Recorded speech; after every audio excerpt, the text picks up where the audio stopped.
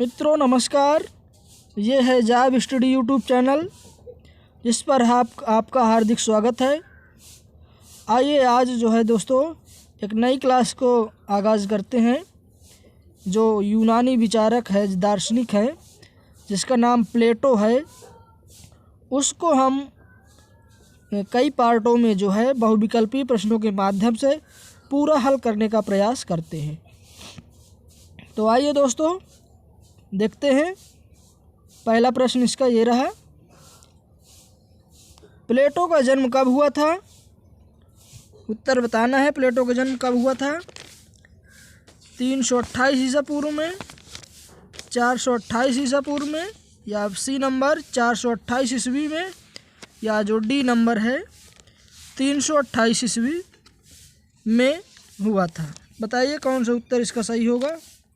तो इस प्रश्न का जो ऑप्शन नंबर जो है बी नंबर जो है मित्रों, इसका आपका सही उत्तर हो जाएगा, यानी 428 ईसा पूर्व में। दूसरा प्रश्न देख लेते हैं। प्लेटो का वास्तविक नाम क्या था? ये बताना है। अरस्तु नाम था, या सुकरात नाम था, या हरीश यानी अरिस्टोक्लीज था। हरीश लिखा हुआ है, अरिस्टोक्लीज है, या इनमें से कोई नहीं। तो इस प्रश्न का जो सही उत्तर हो जाएगा ऑप्शन नंबर जो है सी हो जाएगा, यानी कि अरिस्टोक्लीज नाम था। अरिस्टोक्लीज,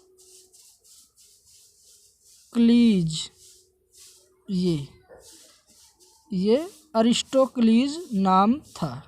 तो इस प्रश्न का सही उत्तर अरिस्टोक्लीज हो जाएगा, सी नंबर। तीसरा प्रश्न देख लेते हैं। प्लेटो किसका शिष्य था दोस्तों? तो आपको ज्ञात होगा कि प्लेटो का गुरु कौन था।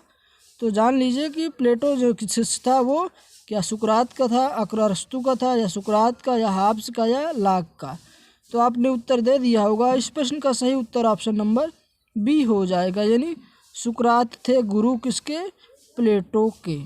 इसी को सॉक्रेटिस भी कहा जाता है। ध्यान रखें मित्रों, सुकरात की जगह सॉक्रेटिस भी लिखकर आ सकता है। नेक्स्ट प्रश्न देख लेते हैं।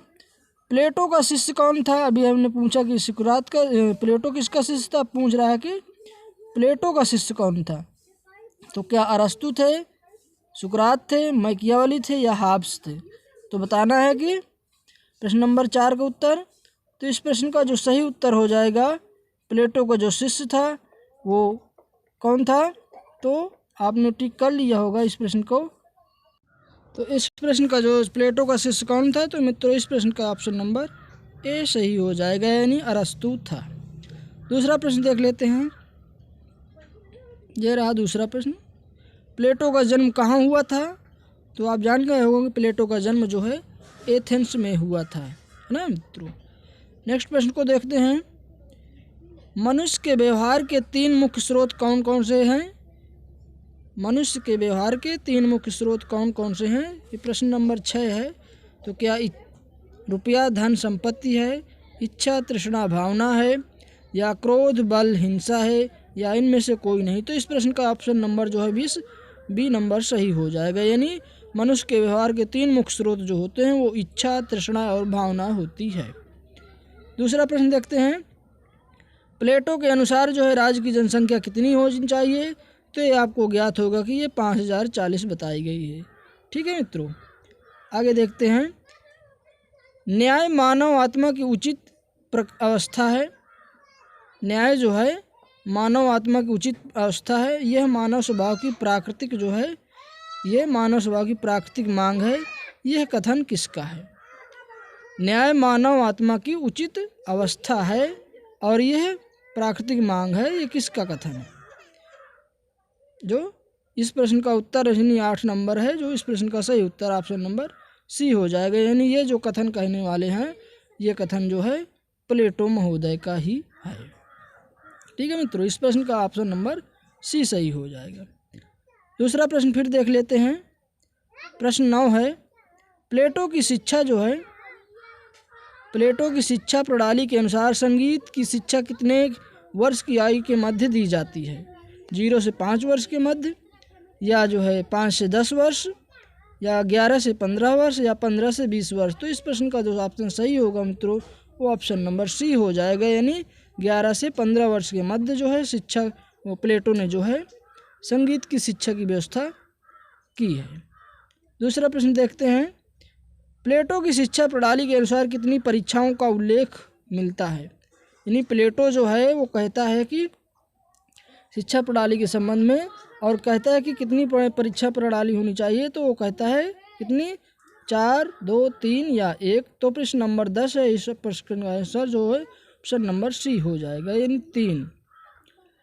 आगे प्रश्न फिर देखते हैं, परिवार एक ऐसा स्थान है जहां मनुष्य की प्रतिभा का हनन होता है तथा पत्नी की मानसिक जो स्थिति होती है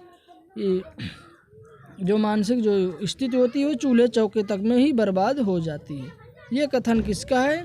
तो हाब्स का है क्या प्लेटो का है या लाक का है या रूसो का या प्लेटो का? तो ऑप्शन नंबर जो डी है इसका आंसर सही हो जाएगा, यानी प्लेटो ने कहा है कि जो परिवार होता है जहाँ मनुष्य की प्रतिभा का हनन होता है और पत्नी की जो मानसिक जो स्थिति होती है या कहें कि मानसिक जो गुण होता है, मानसिक शक्ति होती है, वो चौके में ही बर्बाद हो जाती है।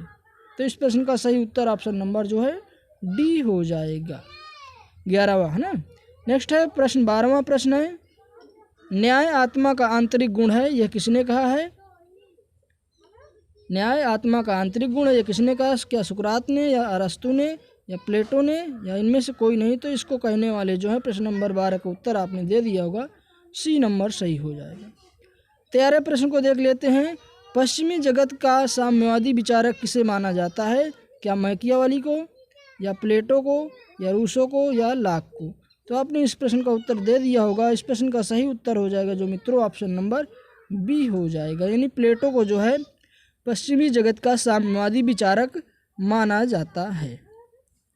अगला प्रश्न देख लेते हैं, यदि प्लेटो आज जीवित होते तो वह आधुनिक साम्यवादियों से भी प्रबल साम्यवादी होते। यह कथन कहने वाले कौन हैं? प्लेटो के संबंध में यह कथन कहा गया है कि यदि प्लेटो जीवित होते तो वह आधुनिक साम्यवादियों से भी अधिक प्रबल साम्यवादी होते। तो यह कथन जो कहने वाले ये जो हैं मैक्सी हैं, यानी मैक्सी ने कहा है। ठीक है मित्रों, ये मैक्सी ने कहा है प्लेटो के संबंध में। दूसरा प्रश्न देख लेते हैं, प्लेटो के बाद जो प्लेटो के साम्यवाद को किसने कहा कि समर्पण का मार्ग है और समर्पण की मांग सर्वोत्तम और जो है केवल सर्वोत्तम मनुष्य से की गई है। यह कथन किससे संबंधित है? क्या मैक्सी ने कहा है, बार्कर ने, नेटर्प ने या प्लेटो ने कहा है? तो प्रश्न नंबर 15 मित्रों, इस प्रश्न का जो सही उत्तर हो जाएगा ऑप्शन नंबर जो है बी हो जाएगा, ये बी नंबर हो जाएगा।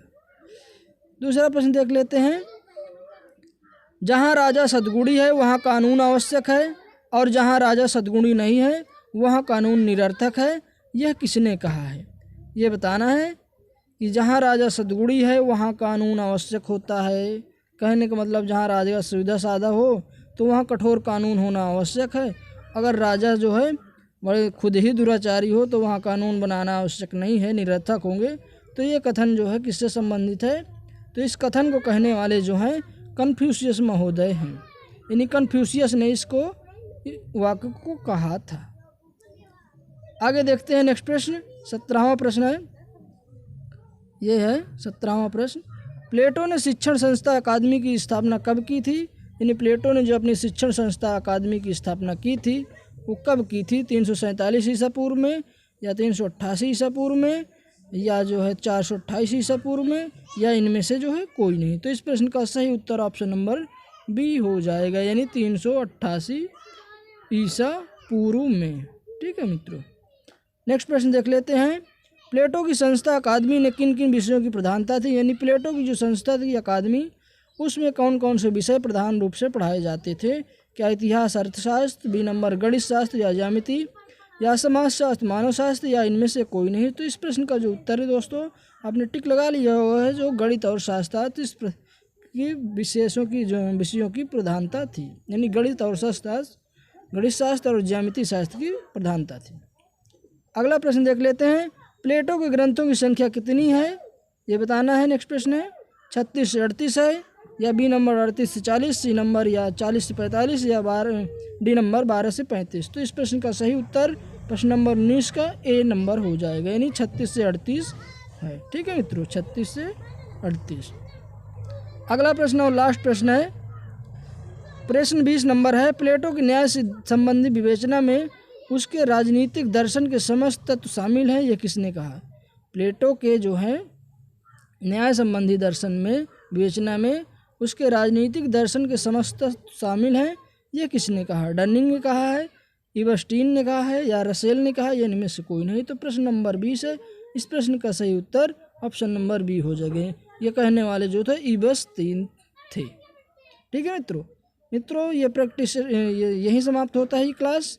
अगर हमारी क्लास अच्छी लगी हो तो इस चैनल जॉब स्टडी को अवश्य सब्सक्राइब करें, जिससे आने वाली सारी वीडियोज़ आपको प्राप्त हो सके। धन्यवाद।